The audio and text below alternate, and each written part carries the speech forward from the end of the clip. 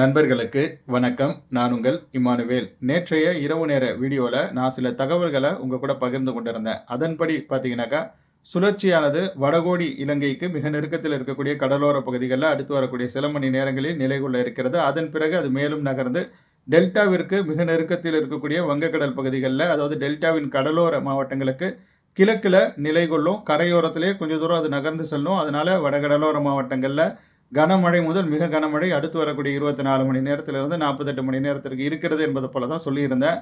அதற்கான அந்த அச்சாணி தான் இப்பொழுது போடப்பட்டிருக்கிறது. நேற்றைய பிற்பகல் நேர குரல் பதிவிலும் சரி, நேற்றைய இரவு நேரத்திலும் சரி, நான் உங்கள்கிட்ட மென்ஷன் பண்ணி சொல்லியிருந்தது, டெல்டாவில் முதல்ல கனமழை பதிவாக தொடங்கும் அப்படிங்கிற மாதிரி. அதன்படி நாகை மாவட்டத்தில் வேளாங்கண்ணிலாம் செஞ்சுரியை தாண்டிடுச்சு மழை அளவு. நாகப்பட்டினத்திலும் சில இடங்களில் 100 மில்லிமீட்டர் அளவு மழை பதிவாக இருப்பதாக நமக்கு வேறொரு இன்ஃபர்மேஷன் கிடச்சிருக்குது. சில தனியார் மழைமானிகள்லாம் அந்த அளவுக்கு மழை பதிவாக இருக்குது. ராமநாதபுரம் மாவட்டம் தங்கச்சி மடம் சுற்று வட்டார பகுதிகளில் 170 மில்லிமீட்டர் அளவு மழை அதிகபட்சமாக பதிவாக இருப்பதாக டேட்டாஸ் எல்லாம் கிடச்சிருக்குது. மொத்தத்தில் ராமநாதபுரம் மாவட்ட கடலோர பகுதிகளில் மழை பதிவாகிவிட்டது. இப்போ கூட நான் 8:30 மணிக்கு பிறகு கூட நான் அந்த டேட்டாஸை செக் பண்ணிகிட்டு இருக்கும்போது 8:30 மணிலேருந்து இப்போ மணி பார்த்தீங்கன்னாக்கா காலை ஒரு 9:30 மணி ஆகுது.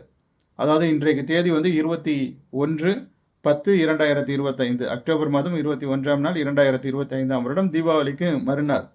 இப்போ ஒரு மணி நேரத்திற்குள்ளாவே பாம்பன்லலாம் பார்த்தீங்கன்னாக்கா 35 மில்லிமீட்டருக்கும் அதிகமான அளவு மழை பதிவாகிவிட்டது. ஸோ மொத்தத்தில் பார்த்தீங்கன்னாக்கா கனமழை பதிவாகி கொண்டு இருக்கிறது. அடுத்து வரக்கூடிய 24 மணி நேரத்தில் டெல்டாவின் கடலோர மாவட்டங்களில் கனமழை முதல் மிக கனமழைக்கு வாய்ப்புகள் இருக்குது. அது டெல்டாவை நெருங்கிய பிறகு, அதாவது டெல்டாவிற்கு கிழக்கில் இருக்கக்கூடிய கடல் பகுதிகளில் நிலை கொள்ளும் பொழுது புதுச்சேரி சென்னை பெல்ட் ஆக்டிவ் ஆகும். ஸோ இதுதான் நடக்க போகுது.